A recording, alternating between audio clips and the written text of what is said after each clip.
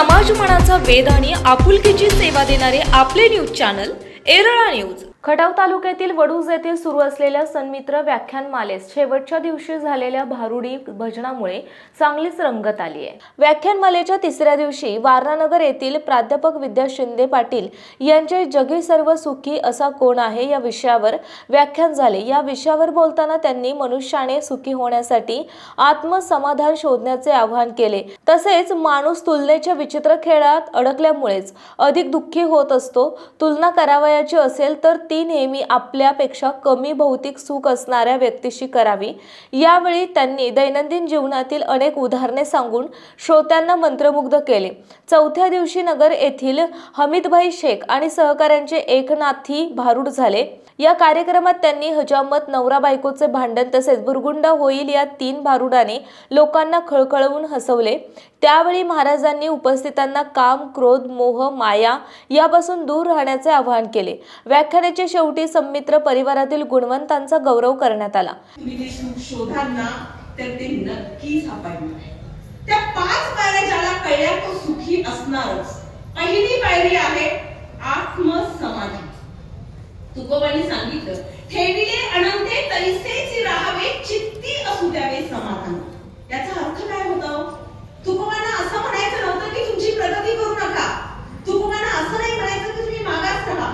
तुकोबांच्या ओळींचा अर्थ फार महान आहे आणि तो असा आहे की जे जवळ आहे त्याचा आनंद घ्या, जे नाही त्यासाठी कळत जगू नका, जे आहे त्याचा आनंद द्विगुणित करत राहा, तर आयुष्यामध्ये सुख येणार आहे। त्याचं नाव असतं आत्मसमाधान।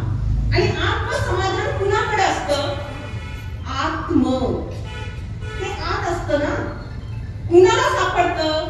जो आत बघतो त्याला सापडतं। मग आम्ही आत बघतो का? नाही, आम्ही सगळीकडे बघतो, फक्त आत बघत नाही। जास्त कुठे बघत असेल तर आम्ही शेजाऱ्याकडे बघतो। शेजाऱ्याकडे काय विनोदानं तरुण सागर महाराज म्हणायचे बघा की जर अमेरिकेमध्ये एखाद्या घरात लाईट गेली तर पटकन पॉवर हाऊसला फोन करतात। जपानमध्ये जर एखाद्या घरात लाईट गेली तर पळत पळत जाऊन फ्यूज बदलतात। पण भारतात जर एखाद्या घरात लाईट गेली, पळत पहिल्यांदा अंगणात जाणार आणि शेजाऱ्याच्या बघ। त्याच्यात अंधार असला ना आमच्यात पण असला आम्हाला दुःख नाही, पण त्याच्यात उजेड असला आमच्यात अंधार असला तर आम्हाला फार मोठं दुःख आहे आणि मग आमची पळापळ सुरू। ही वृत्ती ज्या माणसाकडे असेल ना तो माणूस आयुष्यात सुखी होऊ शकणार नाही, कारण त्याला आत्मसमाधानच कळणार नाही।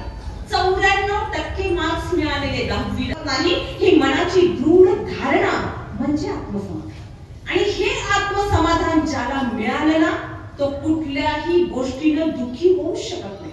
आणि त्यातही समजा आपल्या मनाला बघायची सवय असते, बघा ना, पण कशाकडे बघा? तुमच्यापेक्षा कमी असणाऱ्या माणसाकडे बघा।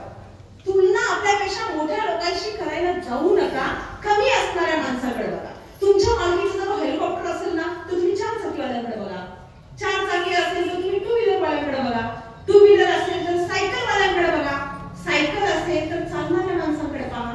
आणि ज्यांच्याकडे सायकल पण नाही ना, जे पायी चालतायत त्यांनी एकदा तरी मुद्दाम थांबून ज्यांना दोन्ही पाय नाहीत ना अशा माणसाकडे बघा।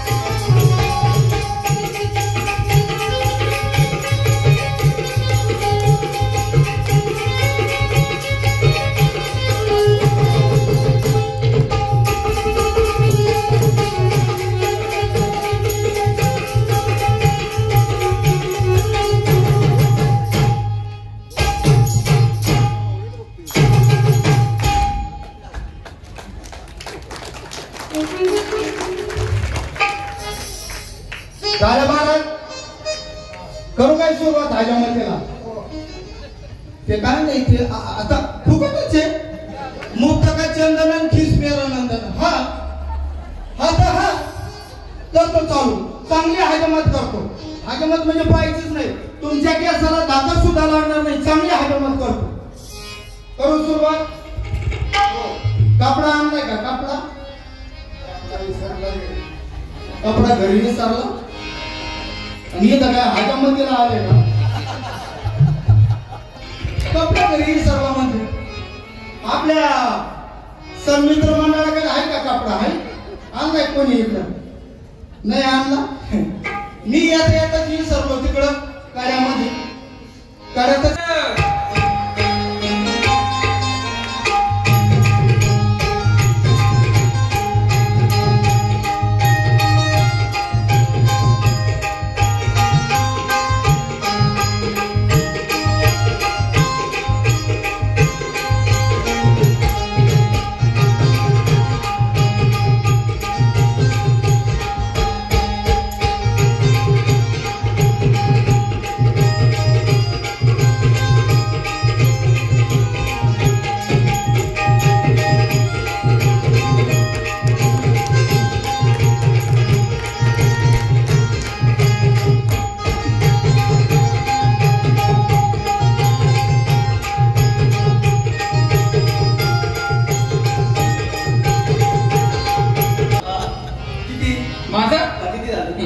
मी मस्त घेऊन बिलबिली झाली.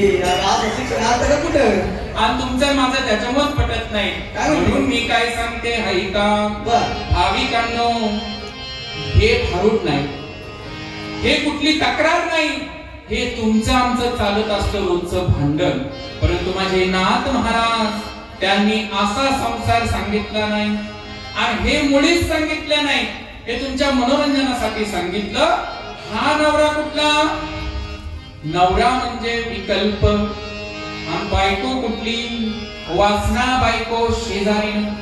सगळा खाली मोठी दारुण, तिच्या पायीना गवन खरं बुडविशी. ही बुद्धी नावाची बायको आणि हा विकल्प रूपी नवरा मनाचा संसार करण्यासाठी एकरूप झालेले आहेत. पण मनाचा प्रपंच मला आवडत नाही. मला वेगळं निघायचंय. कशासाठी? तर आध्यात्मिक ज्ञान प्राप्त करण्यासाठी.